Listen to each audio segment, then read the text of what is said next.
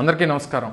చంద్రబాబు నాయుడు గారు మరొకసారి తన క్రెడిట్ చోరీకి తెరలేపేటువంటి కార్యక్రమం చేస్తూ ఉన్నారు. భోగాపురం ఇంటర్నేషనల్ ఎయిర్పోర్ట్ తన ఘనతగా ఈరోజు ల్యాండ్ అవుతున్నటువంటి ఫ్లైట్ తన సాధించినటువంటి కార్యక్రమంగా చెప్పుకునేటువంటి ప్రయత్నం గత కొన్ని రోజులుగా జరుగుతూ ఉంది. ఇటువంటి క్రెడిట్ చోరీ కార్యక్రమాలు గడిచినటువంటి 2 సంవత్సరాలుగా తన అధికారంలోకి వచ్చిన దగ్గర నుంచి అనేక విషయాల్లో తన క్రెడిట్ చోరీ చేసుకునేటువంటి కార్యక్రమం చేస్తూ ఉన్నారు. కేవలం టెంకాయలు కొట్టేటువంటి కార్యక్రమం ఎన్నికల ముందు సాధించినటువంటి ఘనతగా చెప్పుకునేటువంటి చంద్రబాబు నాయుడు గారు మరొకసారి ఈ క్రెడిట్ చోరీకి ముందడుగు వేశారు. కేవలం 2700 ఎకరాలు ఏదైతే భూసేకరణ చేయాల్సినటువంటి పరిస్థితిలో కనీసం 10% కూడా భూసేకరణ చేయకుండా తన ఘనతగా చెప్పుకోవాలనేటువంటి ప్రయత్నం చంద్రబాబు నాయుడు గారు చేస్తూ ఉన్నారు.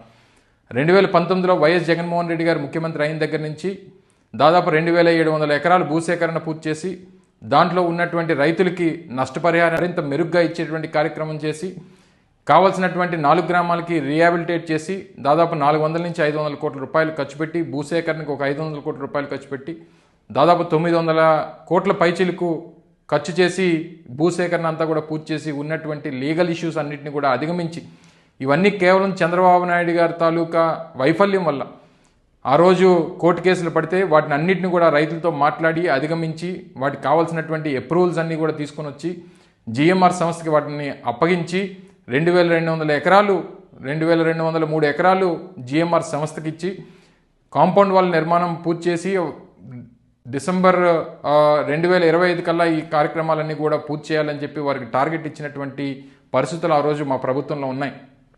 కేవలం వైఎస్ జగన్మోహన్ రెడ్డి గారి కృషితో మే 3, 2023 తారీఖున ఆ కార్యక్రమానికి శంకుస్థాపన చేసి వారికి డెడ్ లైన్ ఇచ్చి కేవలం 30 మాసాల్లో దీన్ని పూర్తి చేయాలన్నటువంటి ఒక టార్గెట్ని ఆ రోజు జగన్మోహన్ రెడ్డి గారు జిఎంఆర్ సంస్థకి ఇవ్వడం జరిగింది. వాటన్నిటికీ ఫలితంగానే ఈరోజు మొదటి టెస్ట్ ఫ్లైట్ ఈరోజు ల్యాండ్ అవుతూ ఉంది. ఆ ఘనత అంతా కూడా చంద్రబాబు నాయుడు గారి తన ఖాతాలో వేసుకునేటువంటి ప్రయత్నం చేస్తూ ఉన్నారు. ఎన్నికల ముందు కేవలం రాజకీయ అవసరాల కోసం ముఖ్యంగా ప్రజల్ని మభ్యపెట్టడం కోసం ప్రతి ప్రాజెక్టుకి కూడా టెంకాయ కొట్టి ఆయన ఏదో క్రెడిట్ చోరీ చేయాలనేటువంటి ప్రయత్నం చేస్తూ ఉన్నారు.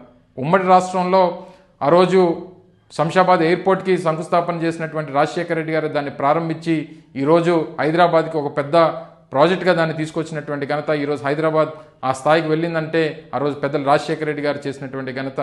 మళ్ళీ ఈరోజు ఆంధ్రప్రదేశ్ రాష్ట్రంలో భోగాపురం ఎయిర్పోర్ట్ అనేటువంటిది ఈ ప్రాంతం తాలూకా ముఖ చిత్రాన్ని ముఖ్యంగా ఆంధ్రప్రదేశ్ రాష్ట్రం తాలూకా భవిష్యత్తుని మార్చేటువంటి ఒక గొప్ప కార్యక్రమం.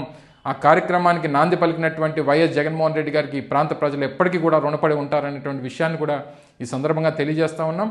తప్పకుండా రానటువంటి కాలంలో ఈ ప్రాంతం తాలూకా భవిష్యత్తు ఈ ప్రాంతం తాలూకా ముఖ చిత్రం ఈ ఎయిర్పోర్ట్ రాకతో మారుతుంది.